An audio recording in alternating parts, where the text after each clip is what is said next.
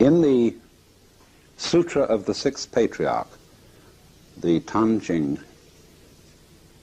which was the collected teachings of the sixth patriarch of the Zen school, who, as I said, was a contemporary of Fatsang, and Fatsang died in 712 AD, and Huineng died in 713.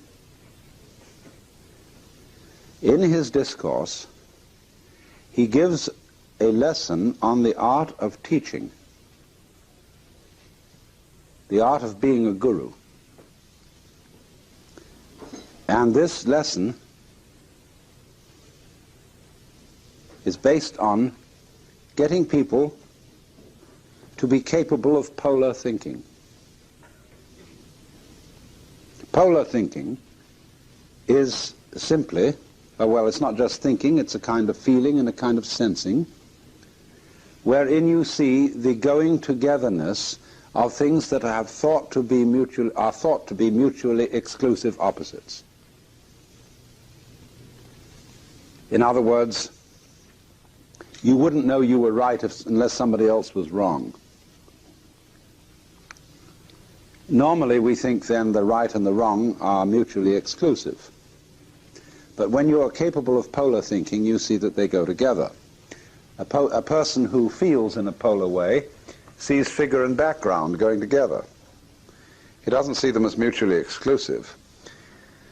Now then, you see, when I was explaining the Jiji Muge, the fourth Dharma world, or the fourth way of looking at the universe, which is the culmination of the Kegon school, I was trying to show this point, that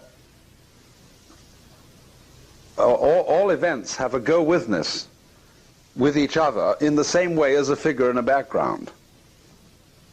So in order to get this point across, Huineng explained that when a person asks you a question about something sacred, you give him an answer in terms of something secular. When he asks you about something eternal, you give him an answer in terms of the temporal. When he asks you about something abstract, you give him an answer in terms of the concrete. And so the whole way down the line. So when you read your Zen stories, which are always this apparently delightful nonsense, somebody says, what is the fundamental meaning of Buddhism? And the answer is a dried dung scraper. In Far East, they used not to use toilet paper. They had a stick they used instead. And this is the answer.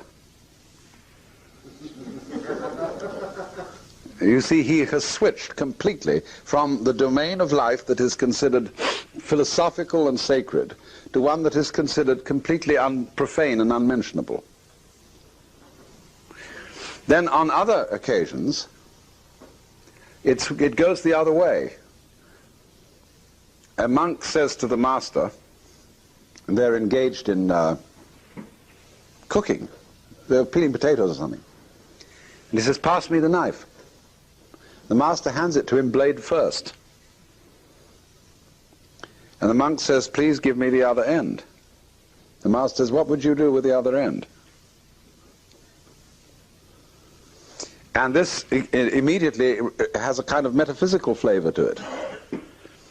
So that he jumps, you see, from the practical question to the metaphysical. But if you ask him the metaphysical, he will always answer in terms of the everyday. And the whole genius of Zen is really this, that it has got a way of religious life and a form of iconography, the form of which is secular.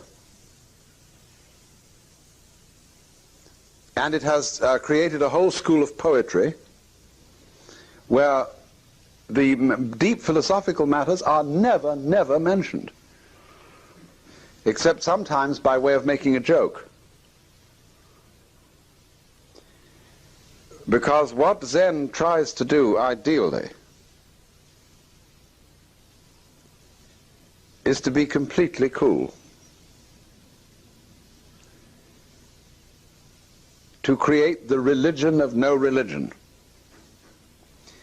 so that you don't notice it's around unless you're in the know.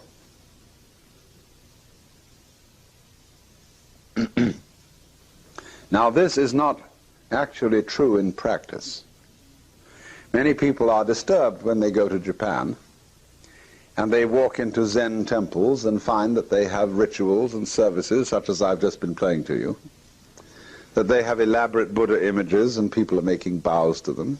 As a matter of fact, when Professor Houston Smith went to Japan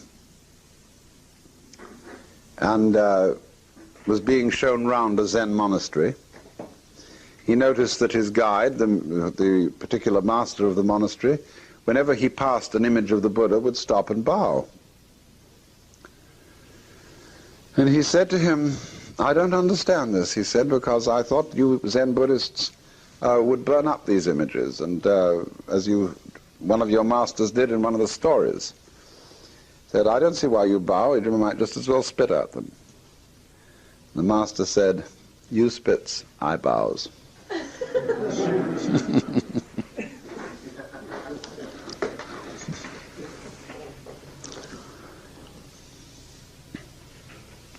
But you see, the thing about all this is about iconoclasm. There are very different spirits of iconoclasm. The Puritan iconoclasts who broke down all the images in the English churches hated the images.